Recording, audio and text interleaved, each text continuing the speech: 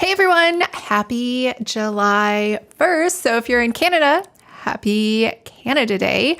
And if you're in the US, we have 4th of July this Friday, which makes for a nice long 3-day weekend. So this should be like a happy week. Plus it's summer and it's sunny out. And I think the heat stroke was over. That was like last week. There was not heat stroke. There was like a heat wave through the US. So anyways, let's get started with our July stuff.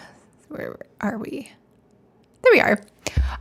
So it is a great time to catch up on the indoors. Remember last month I said that I was going to actually walk outside during the heat, and it did help, but I have kind of stopped walking.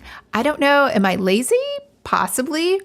It's just so hot, and I think I should go walk. And then I'm like, do I really want to take a third shower today? Sometimes, I don't know. I don't think I ever go more than 12 hours. It's very rare that I go 12 hours without taking a shower because I'm always sweating out here. And even before then, I don't know, very into showers. I also don't have, dry skin. So I could take a million showers. Same thing with my hair. I always wash it. I know some people go like a week or 2 weeks or a month without washing their hair. Like their hair is different and it just works better that way. But no way. I feel like I would be super, super oily. At least that's just how mine works. Hey, Karen, I'm so proud of myself that I actually remembered to post this last night. I don't know why. The month went by so fast, right? Even though it was 30 days, it's not like it was February, but I was surprised. The heat wave has arrived. Yes. Hey, Donna. Apparently the badge means we're top fans. Oh yeah, that's cute. All right. Let's go ahead and that's basically what all I've been doing, is kind of staying indoors in the air conditioning. But this is a longer month, so we have 31 days this month. So you could be, I guess, excited about that. All right, so you have new prompts. I think they're I timed it so they're posted right at noon. And so if you have been, two things, I forgot to mention this too. The email list. I have switched back to Flowdesk. Remember, I was like, I totally love the email features inside of Podia, which is where we're on for course platforms. And so that's like $1,000 a year, right? Or 1,200 or something just to host the courses there, which is, kind of silly because I was on, not Podia, Thrivecart, which is free. So I could have saved $1,000 there. But instead, I just thought it was a better experience. So the email that goes with it is an even better experience. The problem is because my list is so big, it was like, I don't know, like $2,500, $3,000. And so since then, and I don't even, as you know, I've been really super dormant and active on YouTube and everything else for like the last year. And somehow within that year, the email list grew even bigger. And now the annual payment is like $4,000. So it seemed a little silly. So I just went ahead and got rid of the email on Podia.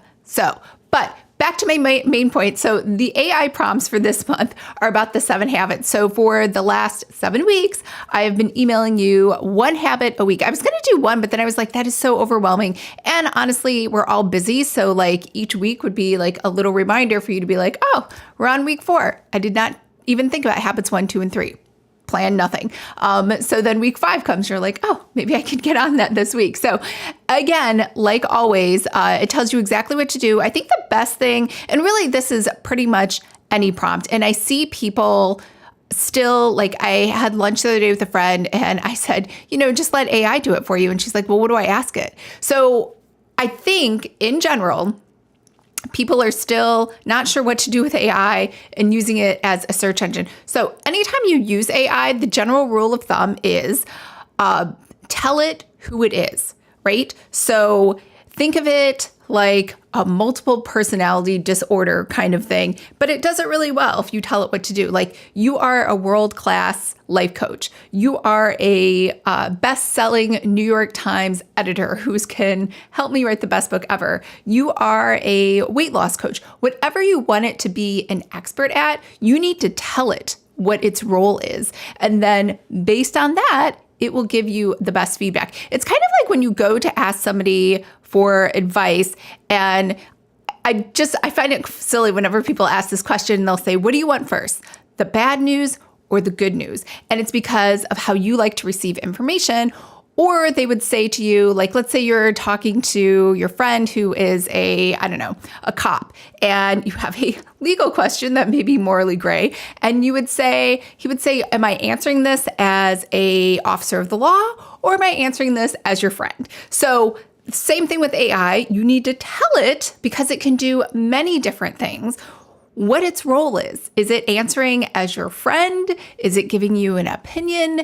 Is it answering as an expert in something? So that's always, like, no matter what the prompt is, that is always going to kind of elevate your prompt to make the response just a little bit better for you. So this one, I just wanted you to take one habit and ask it, let's go ahead and use the 7 habits like methodology and framework. So inside of your workbook, you can do all of those things. Oh, and we'll go through that. I have an example of how obviously I used it for my book, but you have new stickers this month. I'm really proud of myself. I think last month's stickers were 150, and the month before that was 150, and this month is 530 stickers. There's so many stickers. So we're going to go through all of them, and there are 3 pages for each month. So that's 36.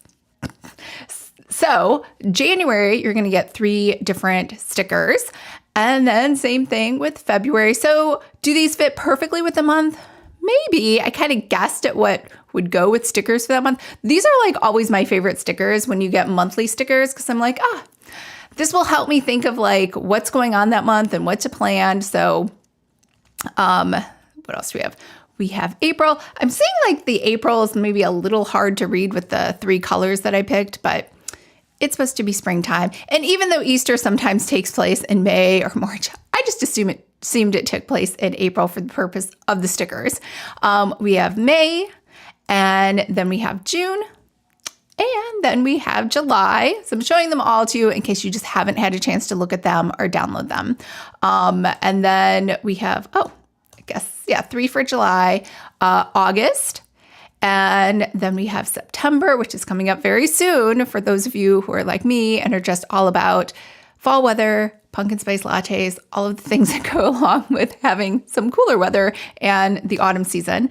And then October and November.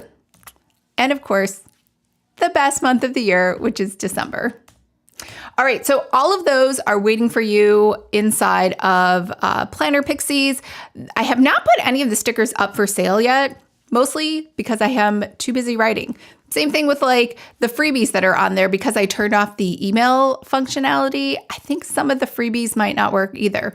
But again, something for future, Lisa. When I say future, like the email list is still growing so much, I can't like handle it. And plus, once people join the mailing list, honestly, because I've been so focused on writing this year, they're going to be disappointed anyway, because I'm really just not sending out newsletters like I used to. So all of that to say it's on hold. The only way to get any of these stickers is to join Planner Pixies. So Lean, as you know, I love the Lean sticker maker. I think it's just perfect. It solves all of the problems that I had with cutting stickers. It is slower. So honestly, if you're doing mass production of stickers where you're going to like sell them, I think you should probably do them with a third-party printer where you can order them in bulk, and you can get a lot of those less expensive ones here in the US. Now, if you're just trying out and you're like, I just want to test out some of my designs, I just want to see if they sell on Etsy and see if I like this whole process of packaging things, shipping them out, doing customer service, all that, I think the Lean is perfect. It never has any issues. It doesn't jam. Like when I think about using the Silhouette or the Cricut or the Brother Scan and Cut, I just think of misery. Like it's always getting jammed. There's always so many issues. I can't get the thing to line up correctly. It has like 10 different things of software I have to figure out. The cutter is going like bad. The paper is like not flowing through correctly. And then getting them printed is a whole issue. Like I think it's a nightmare. And I see people doing it and they make it seem so easy, like on those sticker channels. I know the truth, which is I know they have issues and they're like always having to fix things and realign stuff. And the stickers just don't print out that easily. So anyways, if you bought the lean, so hopefully, fingers crossed, Lean has promised, and I mentioned this before, that they're going to come out with a desktop app. Because right now, the only way to print and cut on the Lean is with your phone or with a tablet or your iPad. And that's not that bad, but and maybe it's because I'm old, but like I use the iPad and still I'm just like, this is so small. And I do have an iPad mini instead of having my big, huge portrait iPad like before, but still, I don't want to use my pen, my Apple Pencil for everything. I want to be able to use a computer. So they are promising September, which to me really says like they're aiming for September. Maybe they'll have it done by October or November. So in possibly, let's see, like I'm going to say winter of 2025, which could possibly be part of next year, 2026. As soon as the Lean desktop app is open, we'll update Sticker Camp with instructions on how to actually start using it on your desktop. I think it'll be easier. I could be wrong. Hopefully they'll add some new features in. They have been fixing things that other people were complaining about. And I did notice that the app was a little easier to print this time around. So that's all I got to say about stickers. You can buy Sticker Camp separately. That is still available right now on the website. So let's move into this month's theme, which is 7 habits. So let me check and see if anyone had anything. Donna, heat wave hit Toronto last week. You can have it now, Karen. Yeah. Oh yeah, Karen's over in England. We're melting in the south of England. I think it's harder too. Every time I think of being in Europe, I think of not having air conditioning unless you're at like a fancy hotel. Because even, I don't know why, it's not a big deal over there to have air conditioning. And I think there was some country in Europe where it was actually Switzerland. It's illegal to add air conditioning now for like new places. There's a woman I work with and she's from there. And I was like, that's crazy, because she was talking about going home on vacation. She's like, yeah, maybe I'll just wait till the winter. Shelly doesn't have the top fan. Aw. Hey, Starry, Starry Night. I forget, Starry Night. I forget your real name. I don't see prompts all the time setting up AI to think the opposite of what I want to see, issues I may not have considered. And the stickers are really cute, Lisa. Oh, good. I'm glad you like them. All right. So the whole point of 7 habits is just to help you to be a little more proactive about your life, or give you like the tools I think that you need to solve your own problems, and feel like you have, and we use this a lot in writing, to feel like you have agency in your life, right? Like you are in charge and things don't just happen to you and you react. So this is a recap. I won't like bore you with reading them, but here's a recap of the 7 habits for when you get these slides. And then here's what I did. So I still want to get a book deal. I still do not have one. So I asked it to the same prompt that you have, what should I do? And it gave me some, like, I would say pretty generic things. Write every day. Okay, I do that. Begin to visualize books on your bookshelf. This doesn't really, I shouldn't say it doesn't help me. I'm not really one of those, we've talked about this before, like one of those touchy-feely people where they just imagine things and they manifest things. And mostly when I hear people talk about manifesting things, I kind of just chuckle to the side and do a double eye roll because I think they're kind of corny. I am just too much of a, I don't know, pragmatic, a realist, cynic. I'm not sure what the word is. This one doesn't really work for me. However, the next one's putting writing over scroll. I put writing over everything pretty much, to the point where I am super behind right now on another presentation. I'm so behind on a lot of things, but I feel like that's okay. In fact, I do kind of regret signing up for some other obligations that I have to do because I'm like, it's taking away time from writing. But at the time I was like, it's not a big deal. It'll just take 5 minutes. But those are 5 minutes I could have been using writing. And as far as studying the genre, this is actually good. I did some research. I will share it with you in case you find it valuable. But I have always used for research K-Lytics. And K-Lytics is 99.9% focused on indies. And yes, it does a good job of what it needs to do for specific genres, but reading through 100 different books can't always happen. So what ends up happening is, maybe I should just save this for when we see the file, but basically I was thinking about writing in science fiction. Some of the best-selling books right now in the sci-fi category are just straight up erotica. It sells really well. And so now it looks like it's in the top 100, but it is 100% sci-fi. And maybe it just happens to be like a sex sort of erotica book that happens on a spaceship. Is it really sci-fi? I mean, technically, I guess part of it is, but the whole point of it is that's not why people are reading it. So I feel like and I get it. Like there's 100 books in every single list that they're trying to go through. It's a lot. And so I just decided to make my own analytics worksheet inside of Google. So I'll share that with you and kind of like how I went through it. Because I sent it to my friend. She's not an author. And I was like, this is what I did. And she's like, I have no idea how to read this. What is this? So I will walk you through that. What else? It told me to join writing communities. There's really because of, I think, COVID and just how writers are in general, there are no real writer communities. So in New York, they used to have, was it Shut Up and Write? Where you'd get together and in theory socialize, but it was so awkward. Even in New York City, where everyone just kind of goes out and about, I'd be like, is that guy part of Shut Up and Write? Is he here for the meetup or is he just like hanging out in a corner with his laptop? And so I really never met people. And then, it's been difficult trying to meet up with writers that I don't already know. And it's so sad that RWA had been destroyed, or they destroyed themselves because they did an excellent job at bringing communities together. And I used to really like the conferences.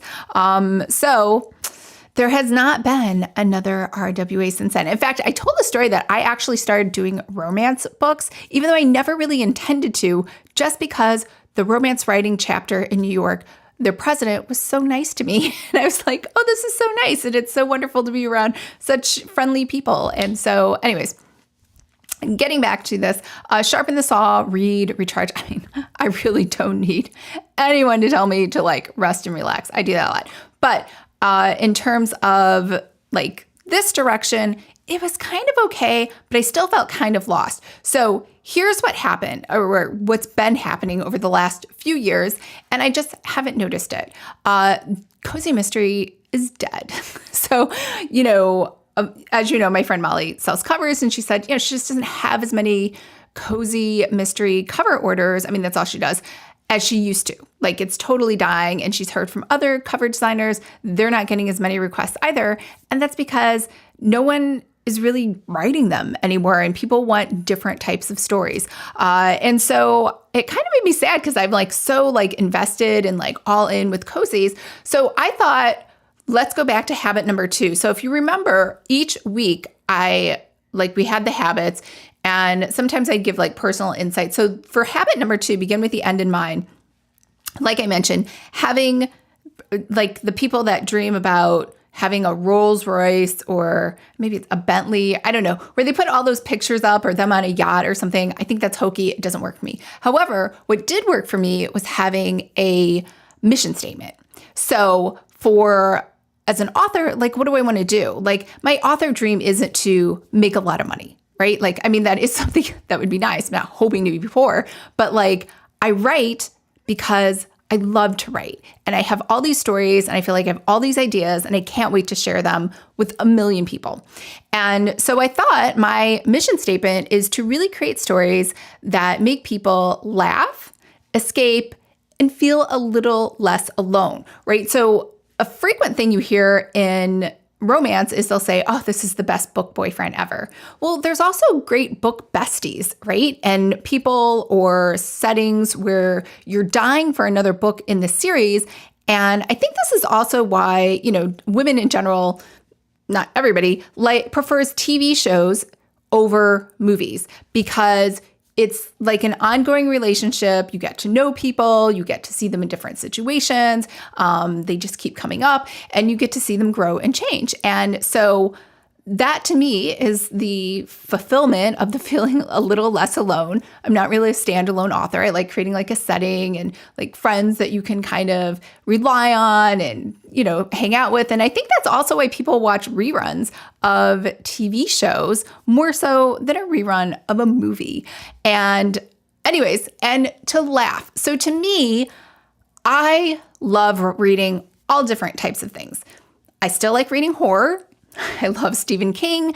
I like even all of these books that have big X's on them. Some of them I actually did enjoy. But when it comes to writing, I want to make people laugh and like write something that's humorous. So, the things that are popular should be, I don't want to say that important, but like, should I just keep writing cozies even though no one's going to read them and nobody wants them?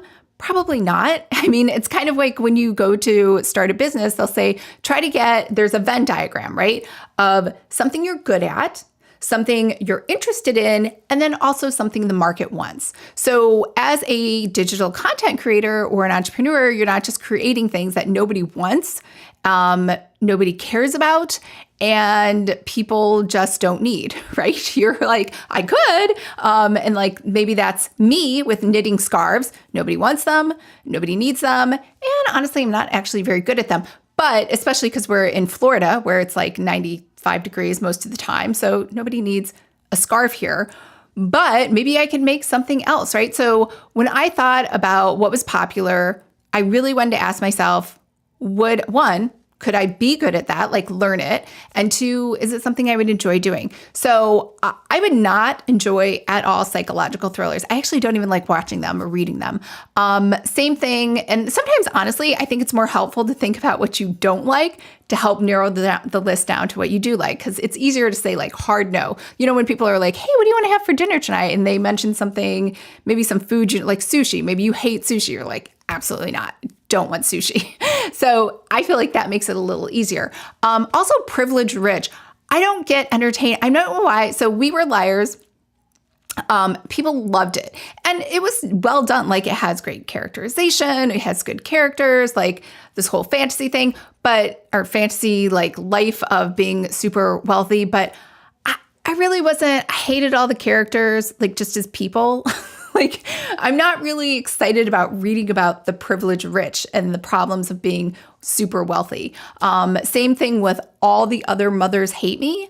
Same thing. I don't like watching when like rich people get away with murder because they're so privileged and in the upper echelons of society. I do see how it could be entertaining, but that doesn't mean that is something I would enjoy writing. I also don't enjoy reading it. Same thing with literary fiction. Bunny, I don't like those ambiguous endings where you're not really sure what happened. I'm not sure if we even know what the meaning of this book was. And now we need a professor to tell us all the different themes that were going on. So not really into that either. And then revenge stories. So When Sally Killed Harry sounded super entertaining. And there's other stories like that. And I didn't really find those interesting either. It was okay, like as far as entertainment, but it's probably not something where I could be, because you have to be pretty excited about something to write it. So I can tell you, like, when it comes to writing, and you'll get to know this about yourself if you ever if you create anything, not even just writing. Like, if you look at all of the stickers that I've been creating, right? So I created author stickers last month. And then before that, I just created like just fun stickers I thought were cute. And this month I love monthly stickers. Like it takes 2 seconds for me to make that because I just love doing it. If you had asked me to make stickers for nurses or for children, like little kids or pregnancy, it would be misery for me because I'm not interested in it. I don't really enjoy like looking into that or that subject. So I could do it, just to be clear. I have the skill set. I just I'd be avoiding it. It's not even like procrastination. I feel like there's a difference between procrastination and avoidance. I would just avoid having to think about it or do it or any of that. So anyways, and then this was interesting, the unreliable narrator. So there are a lot of stories where you read it and then, kind of, I don't want to say it's most of them are psychological thrillers where at the end they're like, oh, The murderer was actually the narrator the whole time. They were just misleading you because they're crazy, or that's just how the book was written. I actually do enjoy reading those sometimes. Like Julie Tudor is not a psychopath was hilarious because she's like full on crazy, right? She is the female Norman Bates. And I found that to be entertaining to read because it was like she never broke character once. I don't think I want to write that though. So anyways, if that helps at all with your like habit, this is like hopefully what the exercise should do as well is like give you clarity into your next steps. So what would I love to write? I actually love time travel. So I thought about it and, you know, these are like I was thinking about the movies I love, the books I love reading. And the only reason I haven't written it is because every single person I talk to says time travel is hard to sell. I talk to other friends and they're like, I hate time travel books. And so I think, oh, well, I guess if everyone hates it, well, that actually isn't true. From what I was reading, they're pretty popular and there are a lot of time travel books that are doing quite well. So is it, I think two things. One, instead of wasting time, and I say this all the time, instead of wasting so much time deliberating about it, why don't I just write a time travel book and see if it sells? Like, how long would that take? Probably the same amount of time for me just to wallow in like self-pity and wonder and just do nothing. So that's one. Second thing, I love magical realism. So if you think about Freaky Friday, what other books? Sometimes Hallmark does this a lot. They don't really have like vampires or werewolves, but they have magical realism where someone goes to sleep and then they wake up somewhere in someone else's body or in a new town, or they accidentally get transported to the past or something fun like that. So that's magical realism. Probably my favorite book ever is Change of Heart, where she gets transported to this like Hallmark like place, but she's a cutthroat lawyer in real life. And I just thought that was so fun. Like I would love to write one of those stories. Same thing with space exploration. I am a Trekkie and I love Star Wars. Like I love all of that stuff. And so why don't I write one? Same reason. I'm like, mostly I get the feedback, guys only write that. No one really wants it. It's very niche. People are only buying Star Trek books. They don't want to read something new. And yeah, maybe it's true, but I haven't even tried. And then probably the fourth one is one that I get a lot of pushback on too. Scottish mysteries. I love Scotland. And because Outlander was so popular, everyone's like, oh, you're just jumping on the bandwagon. And I'm like, no, I've always been interested in Scotland. I don't know how I haven't ended up there. I've been to Ireland. I've been to like everywhere else there, but not Scotland. So I guess because it was so special, I was like waiting for it for a special trip. Then I just never ended up going. Anyways, Murder in the Scottish Highlands. There's like so many cute Scottish mysteries. So I would like to write a Scottish mystery. And I always get pushback. People are like, you're not Scottish. I'm like, yeah, but I see plenty of white people or non-Asian people, it doesn't matter what they are, writing Asian books. No one's like, you can't write that because you're not Asian. Like, it's fine. You could write about really whatever you want. They're not claiming that they're writing it as own voices. And then dual timelines. So I don't know if I can pull this off, but I love the idea of trying to learn. So if anyone remembers that TV show Once Upon a Time, and they had dual timelines, right? So you saw everything that was happening in like fairy tale land. And then because everyone's like memories had been wiped, then you see everything that's happening in real time. And it was so amazing. I always thought like how they always weave those together. And same thing with, there's a book that came out recently, How to Solve Your Own Murder, where she finds a bunch of letters or notes written by her, like, whoever her ancestor is that she inherited this house from, detailing like all the things that people she met because she thought someone was going to murder her. So she wanted to keep copious notes because of that. But the other person who inherits the house solves it in real time. So that is also something I would love doing. So basically what I'm saying is come up with your no list first if you just need some clarity. And it doesn't have to be, again, even though I enjoy watching some things, I don't really like doing them. I love horror movies. That's another good one too. I forgot to write it because, I don't know. But I don't want to write horror, but I enjoy reading horror books or watching horror movies. And so these are the things that I would love writing. Like I have so many ideas for those.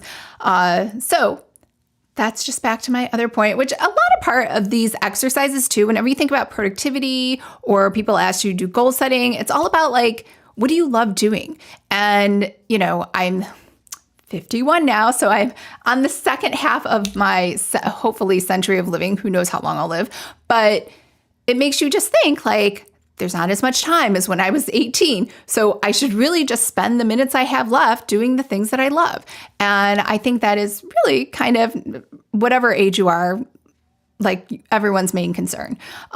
So if you go back to the basics, like I said, when I think about when I first started writing, and I told you the story about how I wrote romance because I went to the RWA New York City meeting and everybody was so nice. And I was like, oh my God, all these people are so nice. I should just write romance so I can hang out with these people all the time. But really, in every single romance, I always ended up killing somebody because I really wanted to write mystery. And so in 2010, I had a friend who was like, I think, and this is obviously, I was too late to it, but she's like, you should write cozies. And she gave me a huge stack of cozy mystery books. And she's like, I heard this is like new and up and coming. And I said, that looks so lame and so weird and so like old fuddy-duddy. And I'm not interested, but thanks. Great tip. And so I didn't write it. And so maybe, do I even really want to write cozies? Because I think sometimes what happens too is after you start doing something for so long and talking about it, you're like, why did I even start this in the first place? Like, did I really want this? And so that's why I'm like, I'm not too, like when I said, cozies are dead. I was sad at first, but then I was like, am I really sad? Did I even want to write this? Maybe this is like the best thing that's ever happened because now I can just write what I want to write. So I would strongly encourage you to go through this exercise. I know we did a lot of emails and you might be sick of the 7 habits, but if you haven't really applied it, then hopefully there's some value in it. Anyways, let's see. Time travel Back to the Future is on TV right now, Donna. That's funny. I'd love to read your time travel book, popcorn, yellow stripe smile. Yeah, I don't know why it doesn't just show the emojis, but yeah, thank you. It's very nice of you. Right now, yep. I went to the Secret Cinema London Back to the Future event with the real DeLorean car. The staff were all actors and the audience dresses up in movie clothes. Oh, that's so fun. That's dumb. Chefs of different backgrounds can become experts in cuisine different from their own backgrounds or write what you want. Yeah, that's true, right? You could go to the French Culinary Institute and then open up a Mexican restaurant. Just research well. So much fun. Totally agree. Yeah, we all wish we could have gone with you to see that. All right, let's go back. So now we're finally at our regular agenda. Housekeeping. So same thing, if you change, mine is still action. And yeah, that's just, it's been working out well for me. So I'm sticking with that word. And I always say, if you have some mantras, and honestly, I haven't even looked at this, but I still think it just helps you in case you ever need a mantra. Where I really like mantras is, so running. Running is really tough. I think it's boring, still struggling with it, but I listened to, I think it's IBX Running on YouTube. It's so nice. She just has them for free. And if you have YouTube Premium, you don't have to listen to the commercials when you run, or maybe it's better because then you have a walking break. But anyways, she will always say her mantra. She always says because she knows when you're thinking about quitting, she'll just say, remember, you are strong. You are not a quitter.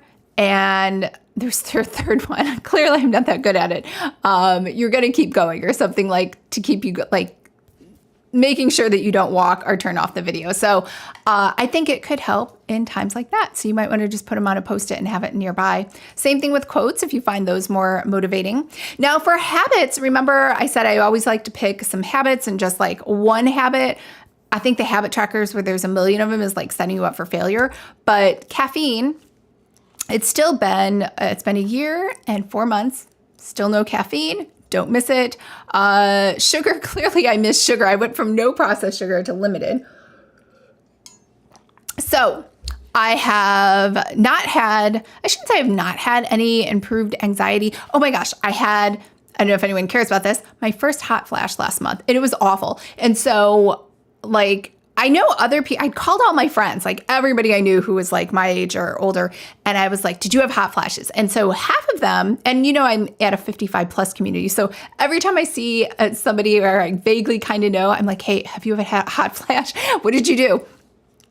Over half of the people had no symptoms at all.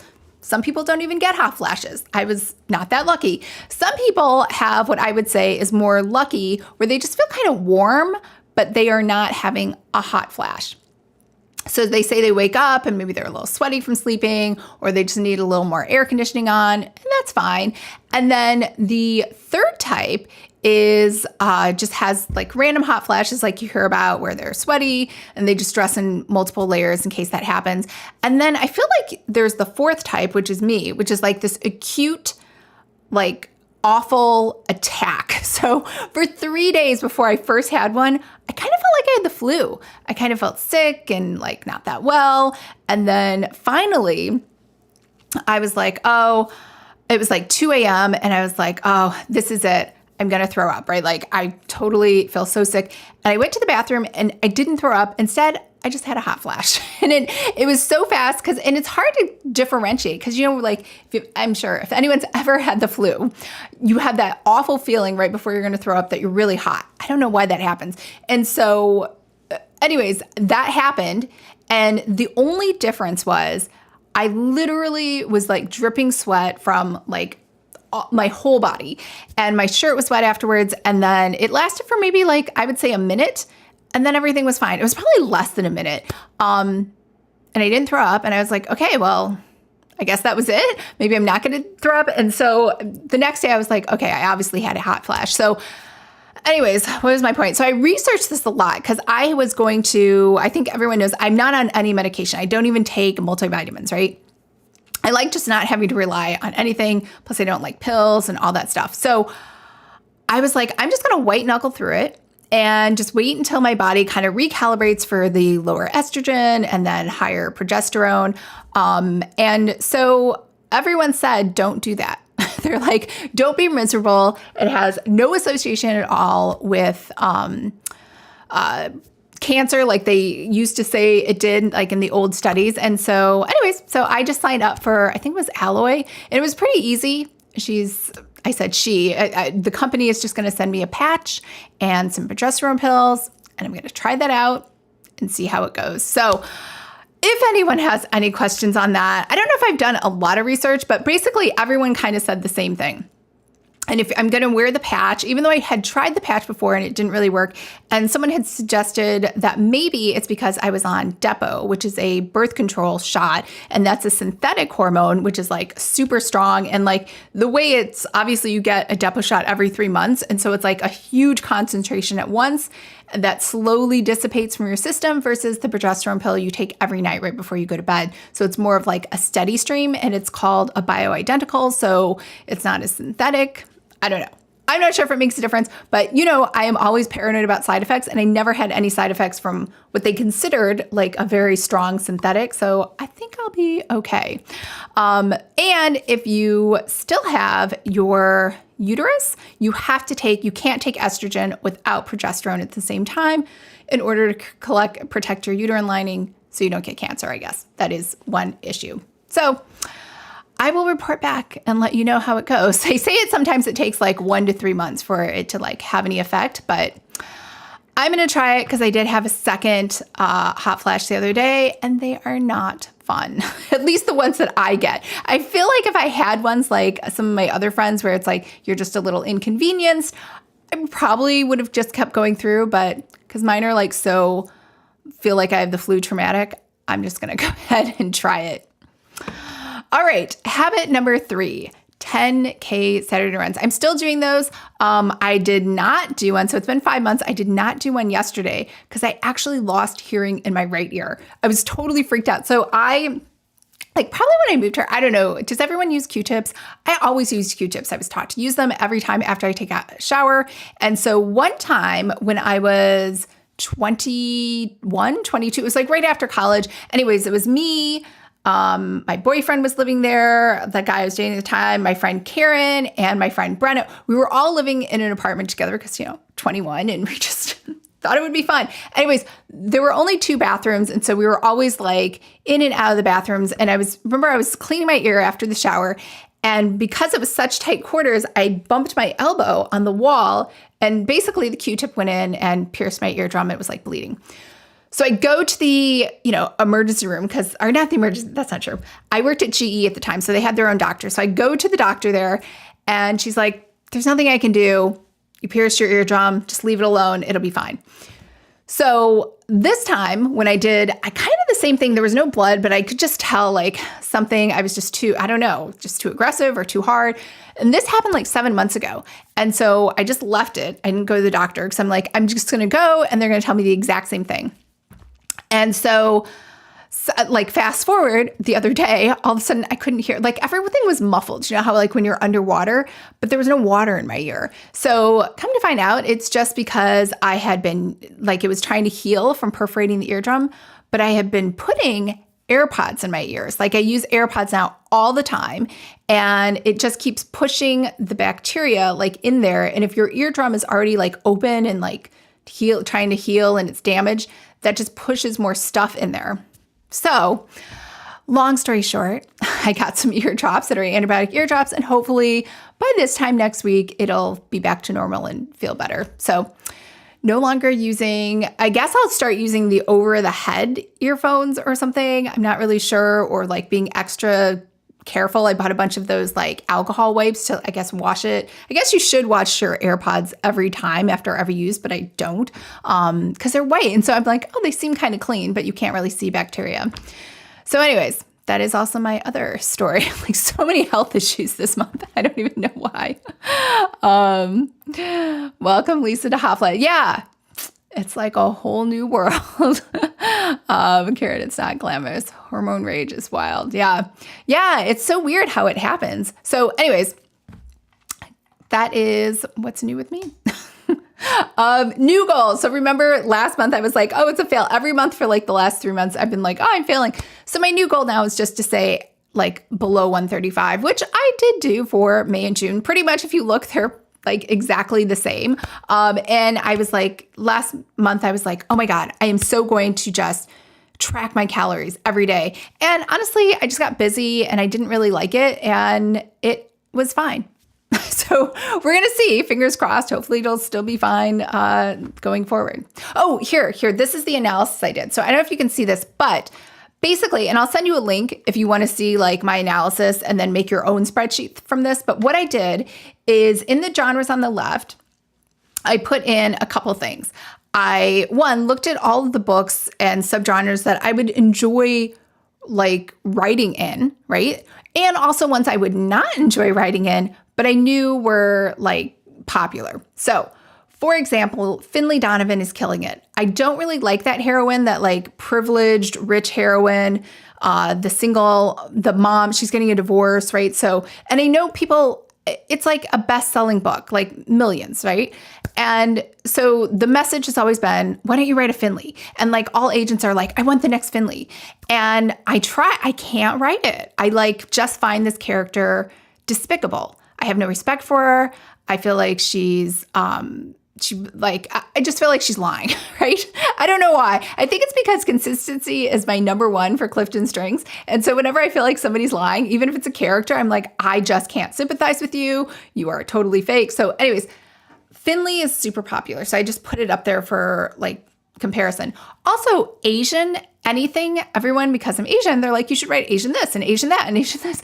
And not that there's anything wrong with that, but I don't know that I'm really excited about writing about that or even reading about that. Like there was another author, it's a romance author, I can't remember her name, but she wrote this whole YA book about Seoul, and her romance takes place in Seoul, and I think it's Rachel Van Dyken or whatever, and she's definitely, I mean, I don't know, maybe she's partially Asian, but I just thought that's a cute book.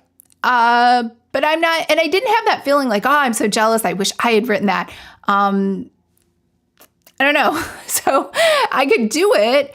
I don't know that I'm opposed to it. Anyway, so I just put that up there. British Senior Sleuths, Sounds really fun. I don't know, Karen, if you've read The Thursday Murder Club. I mean, I always suspected, and it was kind of like, it was slow moving for me. And I kind of suspected that it's only popular because the author, and I didn't put his name down, is super famous already in the UK, like wildly, like a super celebrity.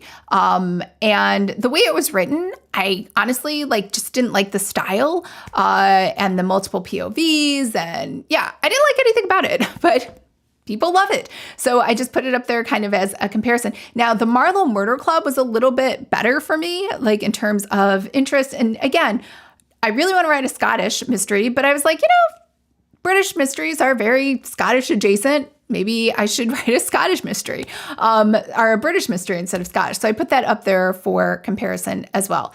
The other thing too is, so I put up magical realism and time travel. And so I color coded these so I could easily see which were the genres that I was really interested in and where they ranked. Now, the title, the publisher is all trad publishers. Some of them were digital first, like One More Chapter, but I tried to stick with ones that were not digital first. I think that's the only one that was a digital first. And then the rest, and then I put the year it came out because I really wanted recent data. So anything that was not an ongoing series, or even if it had been canceled, I just wanted to see that it had been canceled to see maybe it was the sales weren't good or something else. And then also I put in there, you can't see it, I had the Amazon rank, or not the Amazon rank, the Amazon number of reviews, the number of Goodreads reviews, and then Publisher Rocket is highly inaccurate. However, it's the only guesstimate I have of how much money these books are making. So I added a column called Publisher Rocket to see, and that's what this list is in order of. It's in order of the highest revenue to the lowest revenue. So at the very bottom of the list, you can't see it, are cozy food mysteries, which is something I do like. I like the thought of writing those.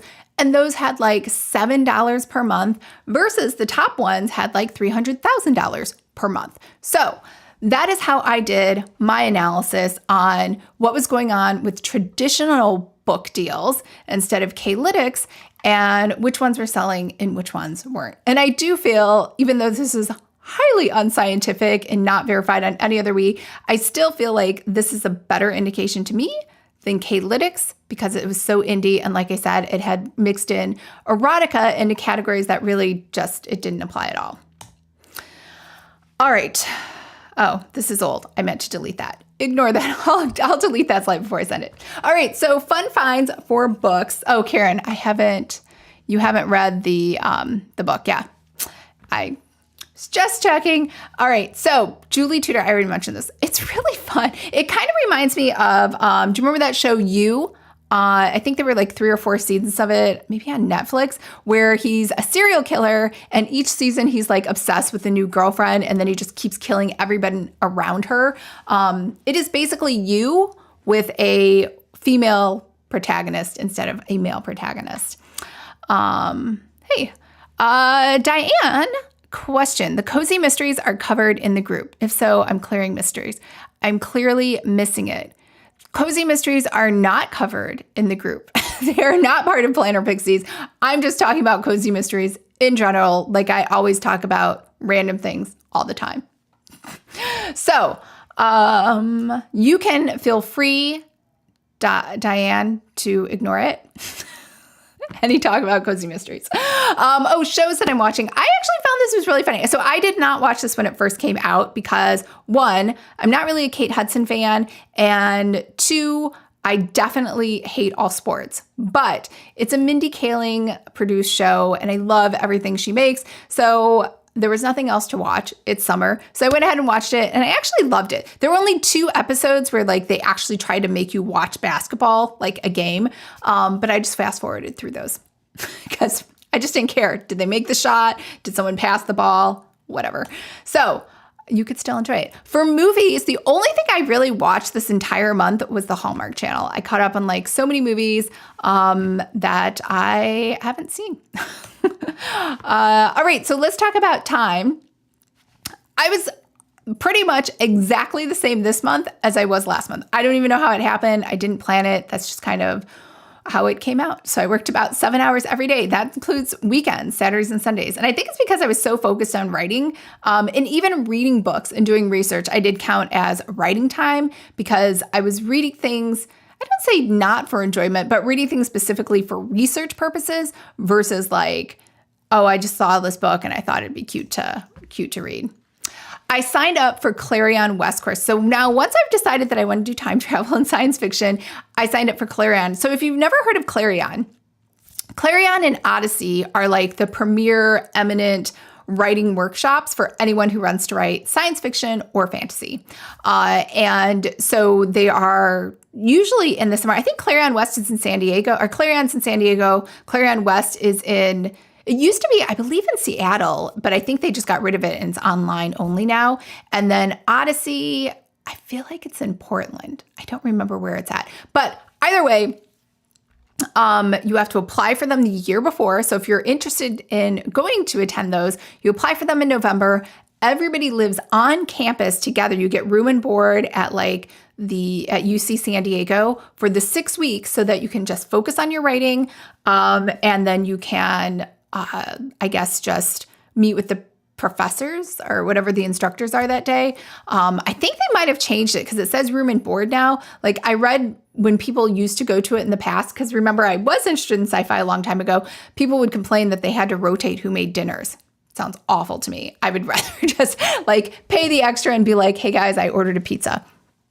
But anyways, they have some online classes if you want to take them, and they seem pretty reasonably priced if you're interested in sci-fi courses. All right, so how are my goals doing? I did finish my book last month.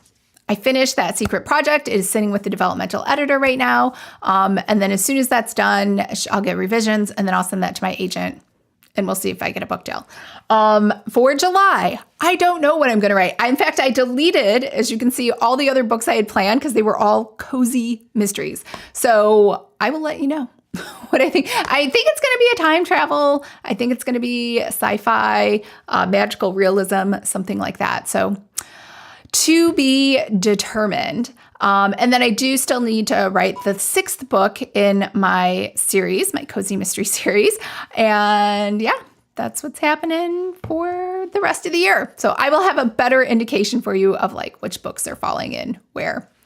So July writing. So my only goal for July is just to write down all the ideas. I have like looked up, and this is unfortunately pre-cloud storage. So 20 years ago or 15 years ago when I first started writing, nothing was in the cloud because the cloud didn't exist and things were in paper. And as you know, I throw everything away. So it is all gone. every note that I've ever taken. So I'm just going to have to sit and think and see if I can remember all the ideas I had from the past. So that is my goal for July. So Amazon first, I forgot to paste this up. So Amazon first reads were a total dud this month. I don't know. The books were awful. Like every book that was out there for first reads was like a debut author or an author who had like random like books that I would never be interested in. So it was like a crap shot. I think I picked out one suspense and the other one was it a mystery? No, it was a fantasy book because there was just nothing better to pick out. So I will post that with circles around what I actually got. And this is July, where there's really nothing planned. Today's my dad's birthday, so I think we might go out to dinner. I'm not sure. Neither of us likes driving in the rain, so I don't know if we're going to go that far. And then I was thinking about going. I'm glad I didn't sign up for it. Lauren Oberweger, I really like her. She's like an amazing editor. If you can afford her, it's like $4,000 a book. But she has this writing conference she was putting on in Tampa. And, you know, again, I don't get a lot of like value anymore from those writing conferences because YouTube is so prevalent. Everyone just puts their advice on YouTube now. So you don't have to go to a conference. And because it was not, you know, genre specific and what I wanted, it probably wasn't going to be that valuable. I had thought about going to Thriller Fest last month, but since I don't have any books to promote, I decided to hold off and not go, especially because I've gone for like 10 years when I lived in New York. And then even then I didn't go because I just sat in my office and did work. So another travel month, and I'm excited about that because clearly I just want to write every day. So I have no deadlines for this month. I will come up with a new sticker pack again for next month. So my goal is that we'll just have all these stickers. So in theory, when we get to whenever that new thing is done, you'll have so many stickers to pick from. You can start a sticker business for yourself. So Monday Eve emails are still going out. And so don't forget to download your sticker templates. They're in Canva, so that should be easier for you. And this is your July checklist. So that is everything. Karen, you can listen to at least the audiobooks. Oh yeah, all of my audiobooks, thanks Karen, are free right now on my YouTube channel. Not the Pretty Fabulous one, the Lisa Seifert YouTube channel. Okay, I can't believe I talked for an hour. I thought this would be like a 10-minute talk, but as you know, I'm chatty. And so I hope everyone's having a great start to their July and have fun plans for the weekend. And I will see everybody back here next month. All right, bye.